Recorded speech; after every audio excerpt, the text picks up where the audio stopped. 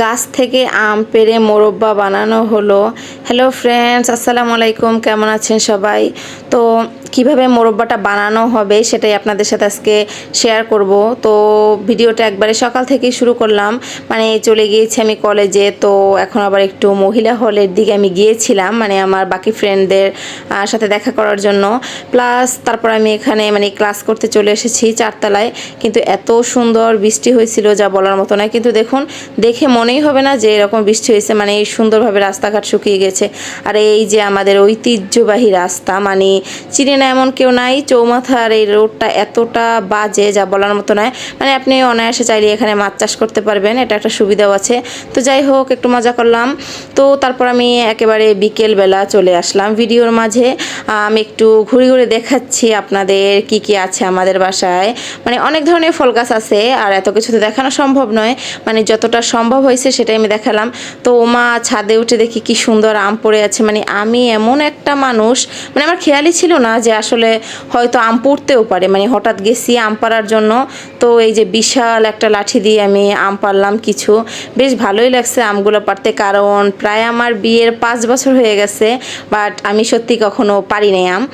এই at first পারলাম। আর এই যে দেখেন আমাদের গাছে কি সুন্দর কিউট কিউট কমলা, মাশাল্লাহ বলবেন কিন্তু সবাই। আর এই যে ফাইনালি আমগুলো পাড়া হলো, বেশ বড় বড় সাইজের, মানে জানি না বোঝা যায় কি না। তো যাই হোক, এখন এগুলো দিয়ে কিছু একটা করতে হবে। মানে আমি সবসময় মার মুখে শুনেছি আমের মোরব্বাটা অনেক মজার, আর ওরাও নাকি খাইছে, যেহেতু আমি তো গেছি কয়েক বছর ওই বাসায়। ওরা খাইছে ছোটোবেলায়, এখন ওদের মনে নাই। মানে এই যাই হোক, খাওয়ার ধান্দা, সবার খাওয়ার ধান্দা, কিন্তু এটা বাবা রে বাবা এত কষ্টের একটা কাজ। মানে আপনারা দেখতে থাকেন, আমি শিওর দেখতে দেখতেও বিরক্ত হয়ে যাবেন। আর এটা করা যে কতটা বিরক্তিকর, আবার ভাইবে না ওদের দিয়ে কাজগুলো করানো হয়েছে। ভাই, আমি জাস্ট ক্লিপ নেওয়ার পর আমিও এগুলো করছি, কারণ এটা খুব একটা শক্তিরও ব্যাপার। একেবারে মানে পুরো আমের ভিতরে চামিচটা ঢুকাই দিতে হয়। তো এইভাবে করে দেখছেন তো কীভাবে একদম জালি জালি হয়ে যাবে, এই রকম পরিমাণে এটাকে মানে কেচে নিতে হবে। তো যাই হোক, প্রথম একবার এটা চেপে চেপে মানে টকটা বের করে ধুইতে হইবে, দ্বিতীয় আরও একবার ধুইতে হইবে, তারপর পাতিল ভরে মানে পানির ভিতরে 1 রাত ভিজিয়ে রাখতে হবে। কি শান্তি দেখছেন, চাচি শাশুড়ি এবার তো আমার আম কাইটা খাওয়াইতে আছে, মানে শান্তি শান্তি, যাও আলহামদুলিল্লাহ।